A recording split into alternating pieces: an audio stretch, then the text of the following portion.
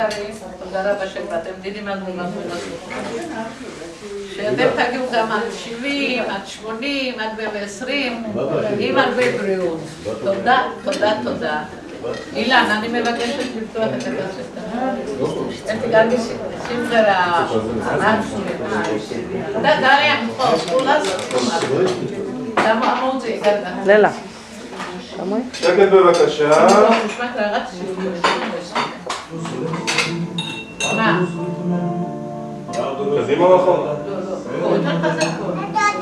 Холодцის ხალია განასიზღვრებია არც გამიგია და უაღიც დამდებია რაც კი მიცხოვრია რაც კი მყურებია რაც სულის არგეში ჩამიხედებია რაც კი დამერგავს და გამიხარებია რაც ნათელია და რაც იმედებია ყველაფერი ჩემი ხელით წამიშლია რაც დამითესია ხალში ჩამიყრია ყველაფერი ჩემი ხელით წამიშლია რაც დამითესია ხალში ჩამიყრია რაც გზა გამივლია რაც მიშენებია რაც მინატერია და რაც რამამხდენია რაზეც მილოცია ვიზეც მილოცია რაც რა მინახავს და თავს გადამხდენია რაც რამე მიწერია რაც რამე მიხატია წვისას არა დაგიდა ხოდ რაც ჩემია რაც რამ წმინდა და რაც რამ სახატე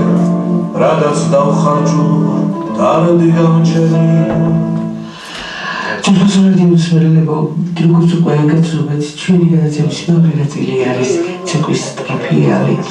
კანტარის გამარჯობა.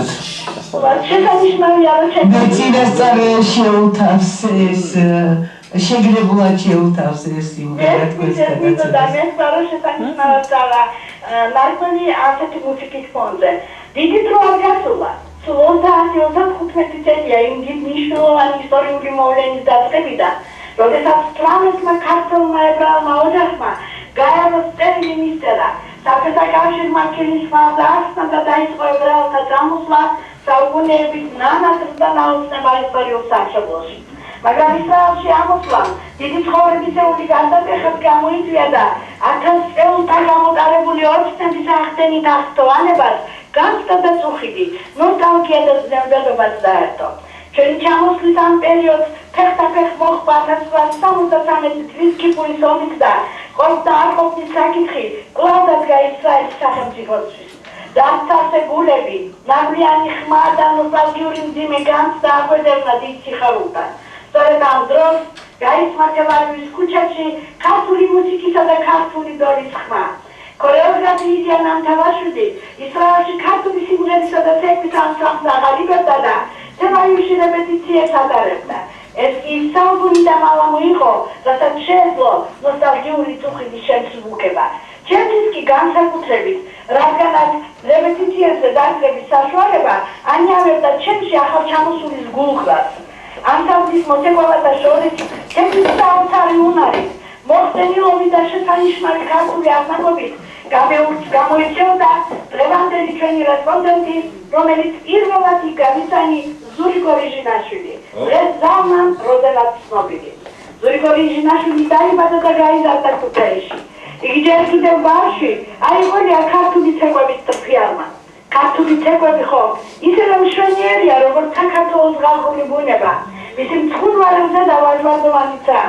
ამიტომაც იქცა ეს ცეკვები მსოფლიოს აღწავლად და სენსაციად. პატარა ზურიკოს ამ ცეკვების გადასებულს ცეკვის განსაკუთრებული ნიჭი აღმოაჩნდა, რასაც თავიდანვე მიეცა საგანადო ყურადღება. იგი როგორც მოცეკვავე თავდაცვით ხალისდებოდა ქუთაისის, თბილისის და სხვა ქალაქებში არსებულ ანსამბლებში, მონაწილეობდა ფესტივალებზე და სპექტაკლებში. 1972 წელს ოჯახთან ერთად ზურიკო რიჟინაშვილი ამოდის ისრაელში. უკვე როგორც ქართული ცეკვის პროფესიონალი და ჩამოსვლისთანავე ილია ნამთავაშვილის ნიჭობით იწყებს ანსამბლში მოღვაწეობას, რომელიც ისიც იყო ყალიბდებოდა.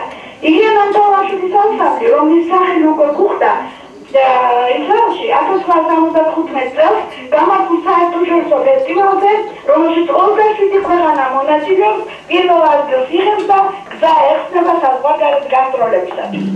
ზურიკო რიჟინაშვილის ანსამბლთან ერთად საზღვარგარეთ მიემგზავრება და მის მიერ სახასიათო ცეკვების ოსტატურ შესრულებას დაასწრებს ამერიკის, კანადის, საფრანგეთის მაყურებელი. მაგრამ ის ცხოვრებაში ხდება ის, რასაც არავინ ელოდა. პიროვნებას, რომელიც ცეკვის და მუსიკის სიყვარულით აღფრთოვანებული მთელი სიცოცხლე შევარდენივით ფრინავდა, ჯერ კიდევ საკმაოდ ახალგაზრდას